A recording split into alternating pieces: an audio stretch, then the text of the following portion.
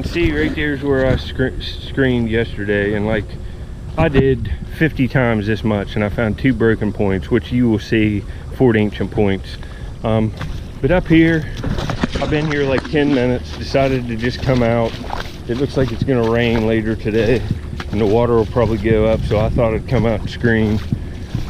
Try to find something for a video, because it's tough going this time of year. We haven't had a high water for a while. And I started up in here.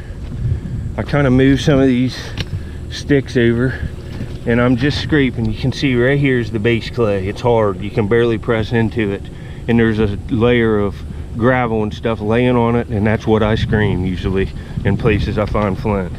But I got a nice little Flint Ridge bird point, and look at that piece of flint right there. Oh man, look at that.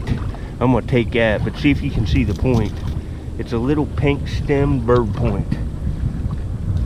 Should be in, let me touch the, yeah, it should be in view now. See if you can see it there for a second. See if you can spot it. It's right here. Got me a whole point, and it's not, oh yeah, little pink bird. This is a Mississippian site. Oh yeah, that's, I'll take that. Let's go up here and hold it up to the light. The sun's not out today, but you can see it's translucent. It'd be way more if the sun was out. But all right, I'm happy to get that. That's a true arrowhead shot from a bow and arrow. And so are the 4-inch points. I found the Mississippian triangles. You'll see them in this video too. They're bow and arrow points. All the other stuff I find is not bow and arrow. It's all wattle thrown. Wow, that's nice material. It's Flint Ridge, it's pink Flint Ridge. It's a nice little one. Later, folks.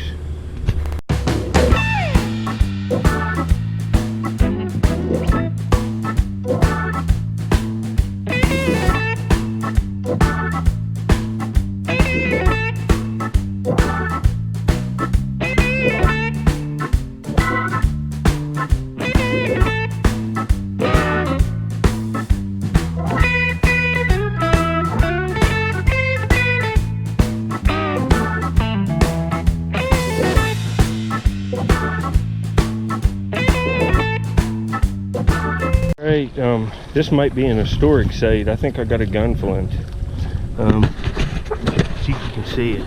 I don't find many of these. I found them on video before, 1 or 2. This isn't a, I've already picked it up. It's not a classic one, but I'm pretty sure it's what it is. Right here. See on that side, it's got that square look. You flip it over. I think that's what that is. And it could be an Indian made one for an Indian gun. It looks like that's where the hammer hit it there. I'm almost positive that's what that is.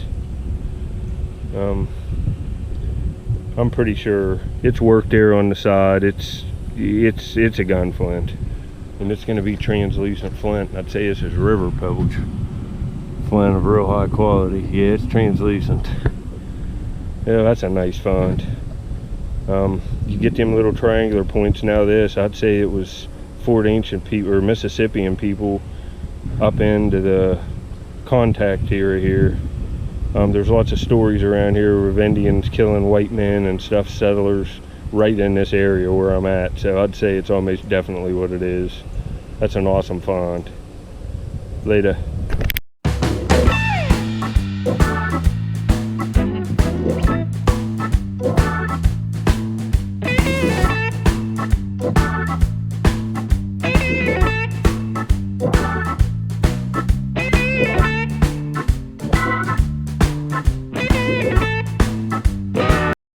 Alright, just little bird points from today. This perforator and this gun flint. And I've looked at that. It's worked in that shape, and that's a gun flint. I got this piece of pottery today, but I lost this clip. I found both of these in one screen in the dip in the clay. Right there's the base off of a triangular. It was found just inches, well, like 11-12 inches from where I was sifting this stuff in the same dip. But this one's broke. You can see it would have come up. I'll put up pictures showing that these are true arrowheads, as two Mississippian triangulars, but they're busted. and it didn't really matter if I lost a clip. You can see that one's busted there and over on the side. It would have come up like this and down. This piece is busted off, but they would have both been nice. They were really nicely made, and this one's kind of an orange turd. It's heat treated. But all of this stuff together in the last 48 hours, I'm on a little bit of stuff. That perforator isn't bad. These are common for me on Fort Ancient sites, like Mississippian type with Madisons, and there's these bird points too, usually. This is translucent, this is translucent, that has translucency, and you know, that's just a common piece of pottery, but it's still nice to find stuff. That's all for the last couple days. Later, folks.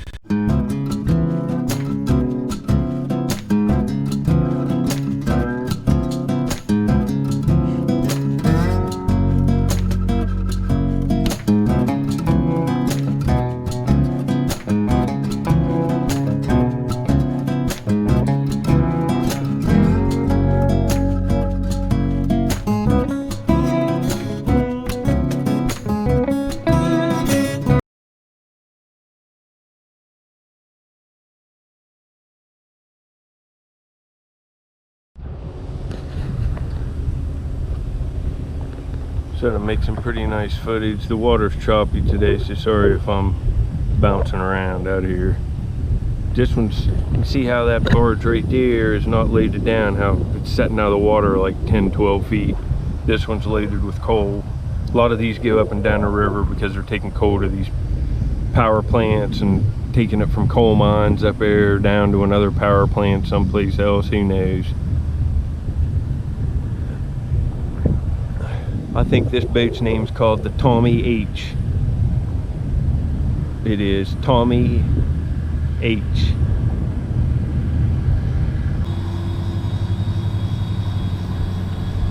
The name of the boat's called the Captain Gerald Boggs. Or, yeah, Captain Gerald, G-E-R-A-L-D, Boggs, B-O-G-G-S. It's American Electric Power barge. It's probably taking coal up to a power plant up the river. Right there you go, folks. Later. Alright, at the back of it says the Roger W. Keeney, K-E-E-N-E-Y. And it says Port of Pittsburgh, Pennsylvania, right on the back of it. Got the name, it was far away from me. Later.